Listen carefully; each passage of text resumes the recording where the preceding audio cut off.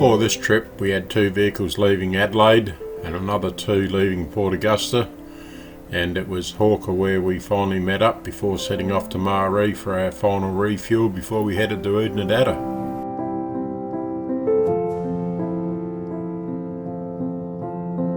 It was a quick look at the Farina ruins on our way past.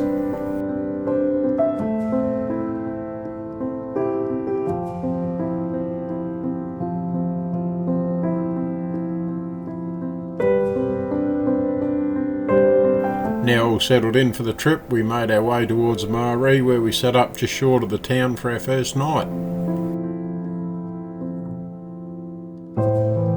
There certainly is a lot of history in Marree with the old Gan railway line and Tom Cruise's old mail truck.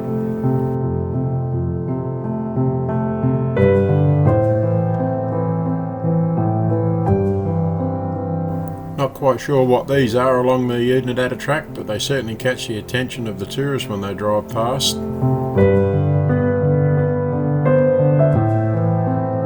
We couldn't resist a bit of a photo shoot at Lake Eyre South before we went on to the Innaminka old railway siding.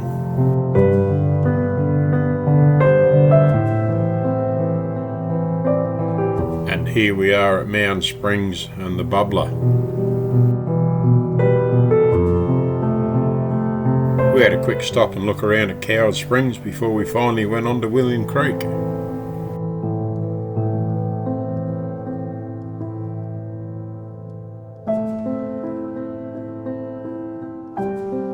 Our second night had us camping just north of William Creek.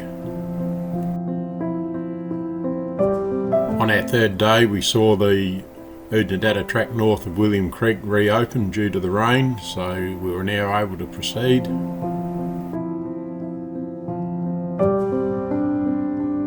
We used a concrete causeway at the Algie-Buckner Bridge crossing to do a bit of a self-made water car wash.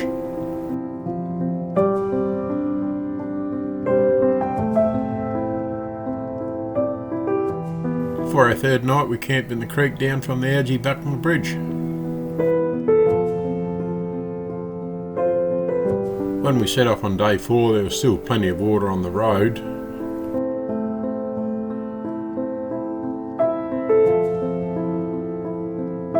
When we got to Oodnadatta it was a quick shower at the caravan park and something to eat here at the roadhouse before we continued on north.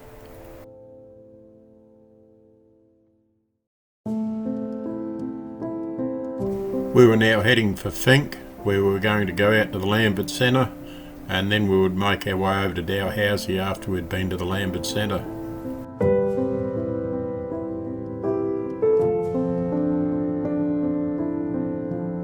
Stuck in the mud, something that we didn't think would happen on this trip.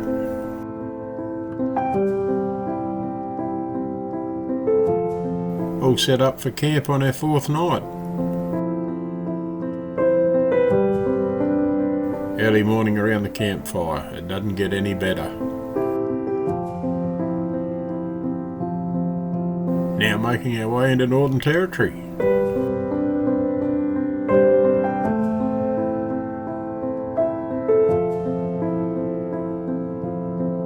The Lambert Centre, the geographical centre of mainland Australia.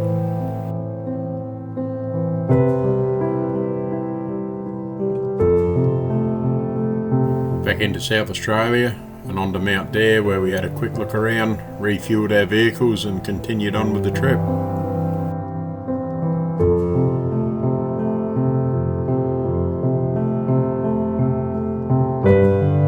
It wasn't long and we were at Dalhousie Springs. We all jumped in and had a bit of a swim and then set up camp again, and this time for our 5th night.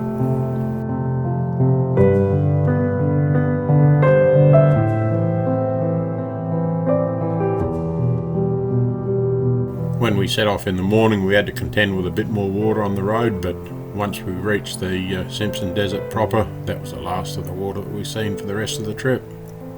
With all the signs that are erected throughout the Simpson Desert, with the signs in conjunction with a paper map on your lap, it's pretty hard to go down the wrong track. With the tyre pressure set down low, it was off to enjoy the Simo.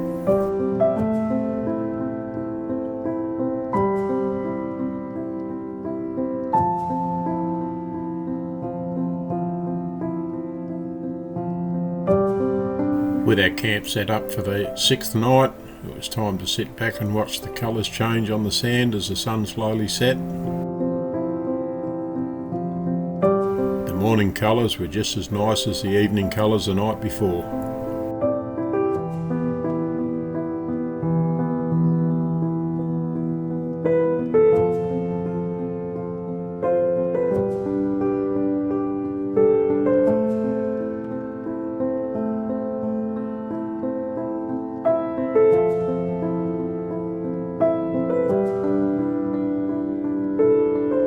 We made our way down to the lone gum tree. For some reason there's one tree there growing all on its own and nothing else around it.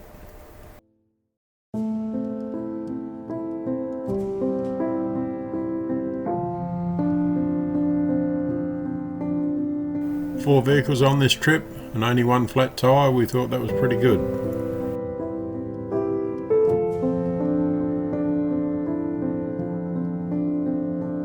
We kept our travelling days reasonably short, just to make sure that when we set up camp we had plenty of time to sit down and relax at the end of the day before it got dark.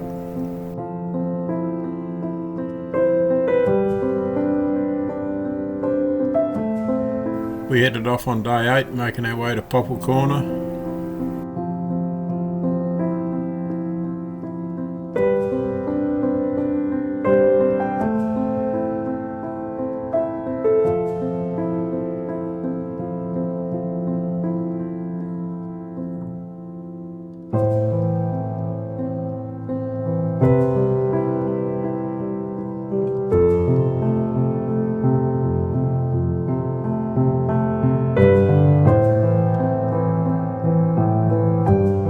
We had to make a bit of a quick repair to the radiator on the Pajero to stop a minor water leak, but after that it wasn't too bad. We managed to get through the remainder of the trip.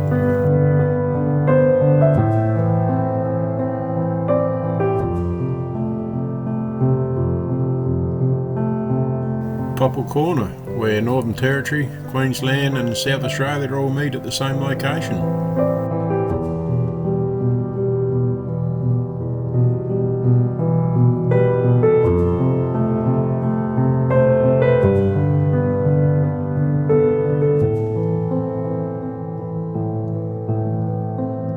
We were almost to the eastern end of the Simpson Desert when we set up for our 8th night camp.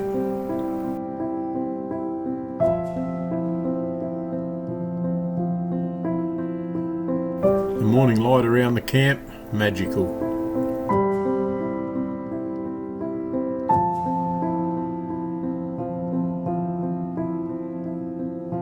On the road again before we hit the eastern end of the Simpson Desert National Park.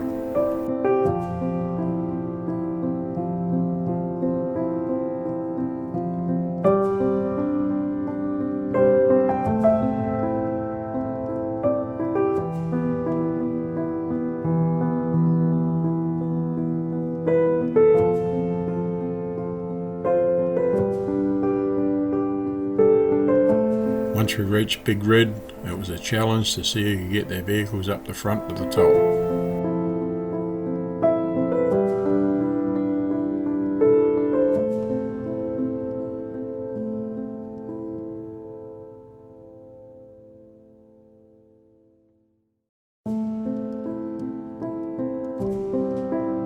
After putting a bit of air back into the tyres, it was off to the Birdsville pub where we had a nice cold beverage in the iconic pub.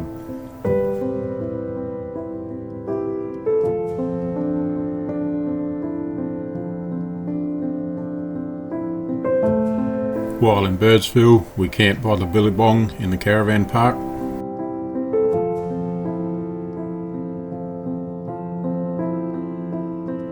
We had a bit of a drive around Birdsville and had a look, refueled our vehicles and headed out the road towards Cordillo Downs where we were going to check the woolshed out. Cars everywhere at the South Australian-Queensland border, everyone stopping to take a photo.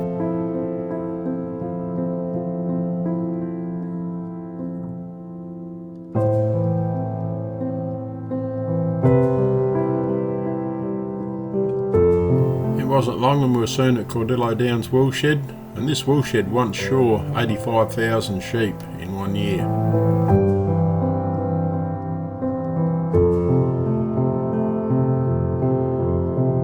From the wool shed, it was off to Innaminka.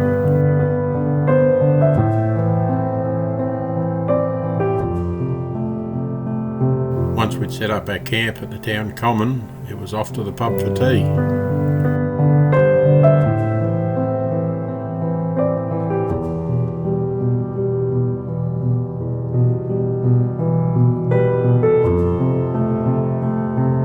The plan for today was to head out to the Dig Tree and have a look at the monuments and tributes to Burke and Wills.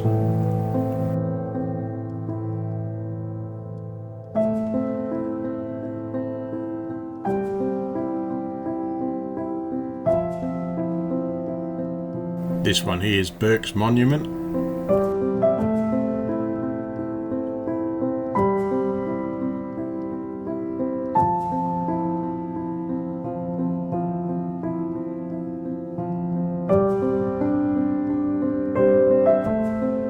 This one here is the monument to Wills. Not much water going over the causeway at Innaminka.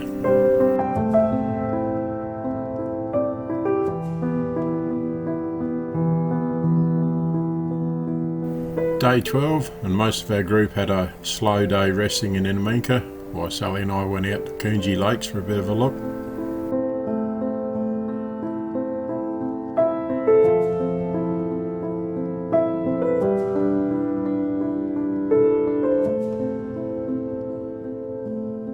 Coongie Lakes were very pretty to look at. We weren't sorry at all that we made the effort to come out and have a look.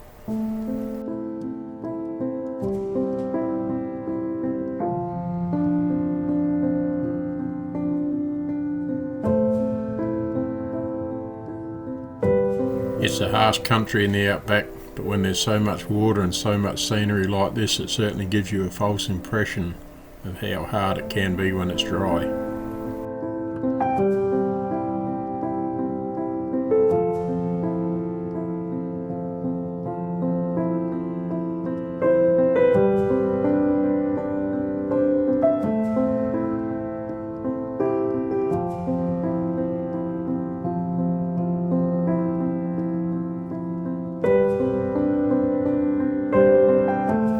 Day 13 on the trip, and it was off this morning to Cameron Corner.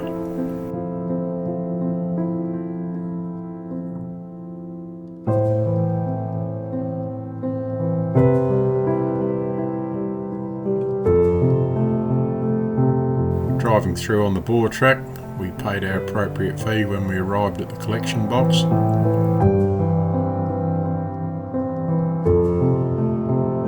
Cameron Corner certainly is a very isolated outpost.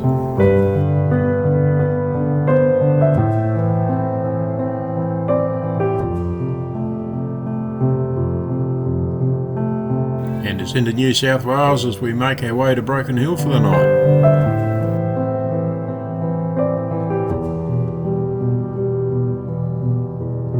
Bit of luxury for us tonight, we each had a cabin in one of the caravan parks.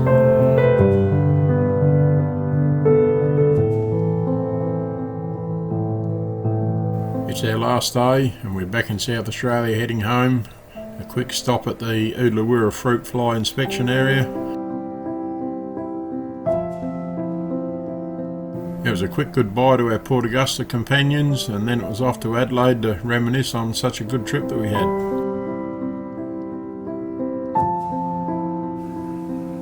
If you like the video that you just watched, give us a thumbs up. And if you want to see more of our videos, hit the subscribe button. And once you've done that, tap on the bell and change the notification to all. That way every time we do uploads to our YouTube channel, you'll be notified.